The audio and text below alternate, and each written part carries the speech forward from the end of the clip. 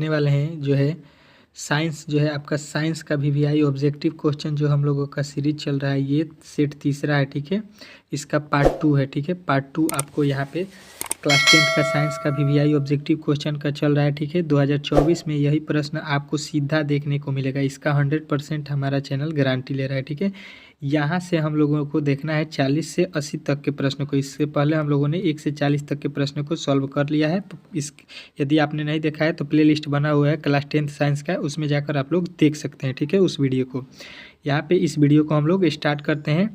और हमारे चैनल पर पहली बार आए हैं तो प्लीज़ चैनल को सब्सक्राइब कर ले और वीडियो को लाइक कर दे। ठीक है, यहाँ पे एक सेट में 80 ठो प्रश्न कराया जा रहा है। ठीक है, तो आप ये आपका 80 80 80 यानी 3 3 8 24 340 प्रश्न जो है आपको करा दिया गया है। ठीक है, तो आप लोग इसको सारे क्वेश्चनों को एक बार अच्छे से देख लीजिए। ठीक है, आपका पूरा कम जो है ऑब्जेक्टिव क्वेश्चन कंप्लीट हो जाएगा। इसमें आपको अभी 7 सेट बाकी है, 7 सेट और करा दिया जाएगा तो आपका साइंस जो है पूरा कंप्लीट हो जाएगा। ठीक है, तो इसके लिए आप लोगों को हमारे चैनल से जुड़ना पड़ेगा। ठीक है, चलिए पहला क्वेश्चन देखते हैं। चलिए यहाँ पे पहला क्वेश्चन आपके सामने आ चुका है। क्या कह रहा है आपका पहला क्वेश्चन 41, जस्ता का अयस्क है। जस्ता का अयस्क इसमें से कौन है, ये आपसे पूछा गया है 41 में कि जस्ता का अयस्क कौन है। तो जिंक ब्लेंड, जस्ता का अयस्क क्या होता है, zinc blende. Option number B जो है आपका राइट हो जाएगा। ठीक है, चलिए अगला प्रश्न देखिए 42 कह रहा है पीतल उदाहरण है। पीतल किसका उदाहरण है, ये आपसे पूछा गया है। ठीक है, तो पीतल आपको याद रखना है किसका उदाहरण होता है, तो ये एक मिश्र धातु का उदाहरण होता है। ऑप्शन नंबर सी जो है आपका राइट हो जाएगा। ठीक है, चलिए अगला प्रश्न देखिए 43 कह रहे अमोनिया के अणु में नाइट्रोजन एवं हाइड्रोजन के परमाणुओं की संख्या का अनुपात कितना होता है। ठीक है, अमोनिया में नाइट्रोजन और हाइड्रोजन के अणुओं का अनुपात कितना होता है, तो आपको याद रखना है 1:3। ऑप्शन नंबर डी जो है आपका राइट हो जाएगा। ठीक है, चलिए अगला प्रश्न देखिए 44, निम्नलिखित में से कौन सह संयोजिक यौगिक है। सह संयोजिक यौगिक इनमें से कौन है, ये आपसे पूछा गया है, तो आपको याद रखना है CH4। ऑप्शन नंबर ए जो है आपका राइट हो जाएगा। ठीक है, चलिए अगला प्रश्न देखिए कह रहा है 45, निम्नलिखित में से कौन सा एरोमेट्रिक हाइड्रोकार्बन है। एरोमेट्रिक हाइड्रोकार्बन इनमें से कौन है, ये आपसे पूछा गया है, तो आपको याद रखना है C6H6। ऑप्शन नंबर सी जो है आपका राइट हो जाएगा। ठीक है, चलिए अगला प्रश्न देखिए 46, CHO किसका क्रियाशील मूलक है। मोस्ट वीवीआई प्रश्न है, CHO किसका क्रियाशील मूलक है, ये आपसे पूछा गया है। ठीक है, तो ये किसका क्रियाशील मूलक होता है, तो आपको याद रखना है ये जो होता है एल्डिहाइड का क्रियाशील मूलक होता है। ठीक है, चलिए अगला प्रश्न देखिए 47, डालडा में उपस्थित वसा अम्ल किस प्रकृति का होता है। किस प्रकृति का होता है डालडा, तो आपको याद रखना है असंतृप्त। ऑप्शन नंबर बी जो है आपका राइट हो जाएगा। ठीक है, चलिए अगला प्रश्न देखिए कह रहा है 48, आवर्त सारणी में कितने आवर्त होते हैं। आवर्त सारणी में कितने आवर्त होते हैं, ये आपसे पूछा गया है। ठीक है, तो आवर्त सारणी में कितने आवर्त होते हैं, तो आपको याद रखना है 7। ऑप्शन नंबर ए जो है आपका राइट हो जाएगा। ठीक है, चलिए अगला प्रश्न देखिए 49, मेंडलीफ द्वारा छोड़े गए आवर्त सारणी के रिक्त स्थानों के बाद में निम्नलिखित में से कौन सा तत्व पदस्थापित किया गया है, तो आपको याद रखना है इसका जो है राइट आंसर हो जाएगा गैलियम। गैलियम का रिक्त स्थान छोड़ा गया है। ठीक है, चलिए अगला प्रश्न देखिए 50वां, निम्नलिखित में से निम्नलिखित तत्वों में किसकी आयन ऊर्जा अधिकतम है। किसकी आयन ऊर्जा अधिकतम है, तो आपको याद रखना है फ्लोरीन का। ऑप्शन नंबर बी जो है आपका राइट हो जाएगा। ठीक है, चलिए अगला प्रश्न देखिए 51, स्वपोषी पोषण निर्माण की मूलभूत आवश्यकता है। किसकी आवश्यकता होती है, तो आपको याद रखना है सूर्य का प्रकाश, क्लोरोफिल, H2O, CO2, ये सभी का आवश्यकता पड़ता है। तो ऑप्शन नंबर डी जो है आपको लॉक करना है, लगा देना है। ठीक है, चलिए मनुष्य के आहार नाल में प्रोटीन का पाचन कहाँ से होता है, तो प्रोटीन का पाचन मनुष्य के आहार नाल में कहाँ से होता है, तो आपको याद रखना है अमाशय एवं छोटी आंत। ऑप्शन नंबर डी लगाना है इसका राइट आंसर। चलिए अगला प्रश्न देखिए 53, शरीर की सबसे बड़ी ग्रंथि कौन है। शरीर की सबसे बड़ी ग्रंथि आपको याद रखना है कौन है, तो यकृत। यकृत जो है शरीर की सबसे बड़ी ग्रंथि है। ऑप्शन नंबर ए जो है आपका राइट हो जाएगा। ठीक है, आशा करता हूँ कि ये प्रश्न आपको बहुत अच्छे से समझ में आ रहे होंगे। आप पूरा वीडियो को अंत तक देखिएगा, तभी आपको पूरा जो है वीडियो क्लियर होगा, ये प्रश्न क्लियर हो जाएंगे। ठीक है, पूरा अंत तक देखिए वीडियो को। पर्णहरित का मुख्य कार्य क्या है, पर्णहरित का मुख्य कार्य क्या होता है, तो आपको याद रखना है कि पर्णहरित का मुख्य कार्य प्रकाश ऊर्जा को अवशोषित करना होता है। ऑप्शन नंबर बी जो है आपका राइट हो जाएगा। ठीक है, चलिए अगला प्रश्न देखिए, कह रहा है 55, कवक में पोषण की कौन सी विधि होती है? कवक में पोषण की कौन सी विधि होती है? तो आपको याद रखना है मृतजीवी होती है। ठीक है, ऑप्शन नंबर बी जो है आपका राइट हो जाएगा। ठीक है, चलिए अगला प्रश्न देखिए, कह रहा है आर्द्र रस कहाँ से स्रावित होता है? आर्द्र रस कहाँ से स्रावित होता है?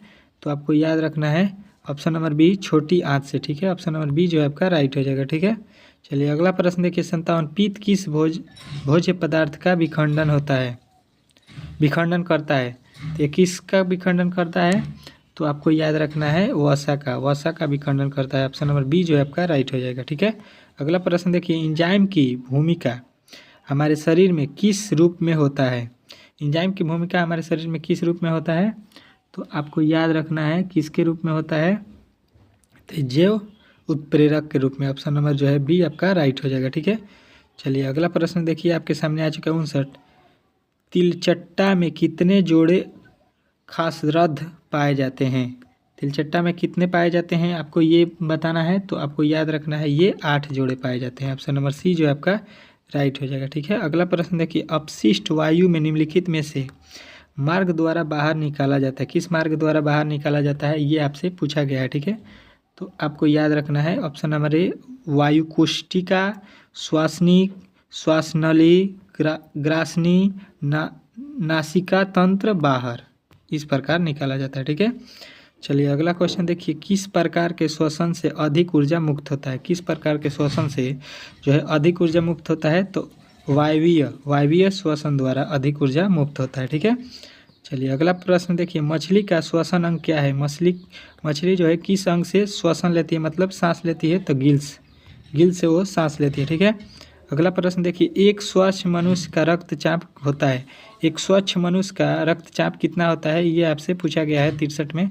तो आपको याद रखना है 120/80, 120/80 होता है। ठीक है, चलिए अगला प्रश्न देखिए, हृदय के वेस्मों का शिथिलन एवं संकुचन क्रमशः कहलाते हैं, क्या कहलाते हैं?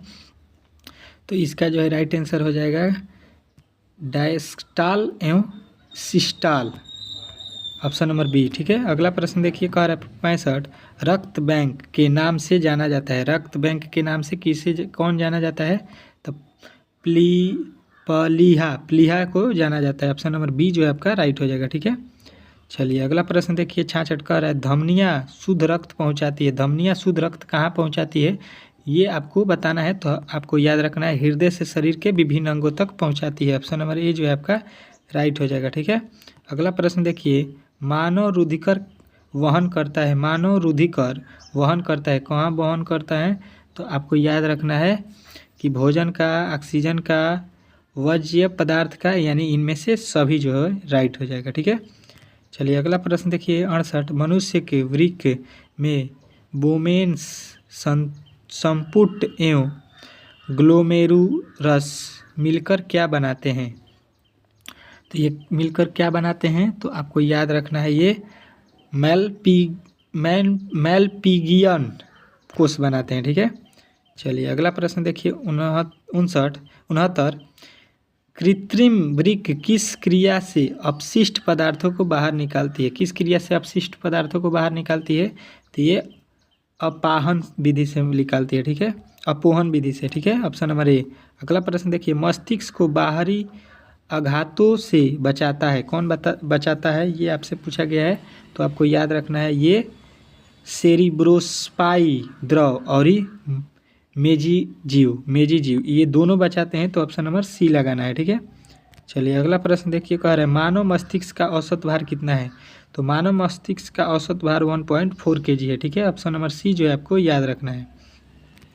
चलिए अगला प्रश्न देखिए, भागते या दौड़ते समय मनुष्य का हार्मोन सक्रिय होता है, क्यों सक्रिय होता है ये आपसे पूछा गया है 72 में। तो आपको याद रखना है ये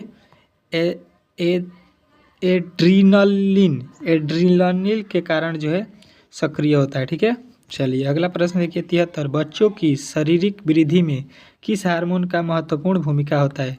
जो बच्चे के शरीर जो है वृद्धि करता है उसमें किस हार्मोन का महत्व भूमिका होता है? तो आपको याद रखना है वृद्धि हार्मोन, ऑप्शन नंबर ए जो है आपका राइट हो जाएगा। ठीक है, चलिए अगला प्रश्न देखिए, स्त्रियों के मासिक चक्र में एक परिपक्व अंडाणु किस दिन अंडाशय से बाहर निकलता है?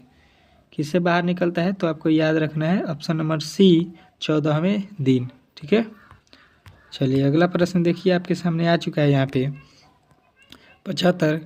कायिक प्रवर्धन में पौधों के किस भाग से नया पौधा उत्पन्न हो सकता है? तो किससे हो सकता है नया पौधा? तो जड़ से, तने से, पत्तियों से। तो इनमें सभी लगाइएगा, ऑप्शन नंबर डी जो है आपका राइट हो जाएगा। ठीक है, अगला प्रश्न देखिए, जिस जीव में नर और मादा जनन अंग दोनों उपस्थित होते हैं उसे क्या कहते हैं?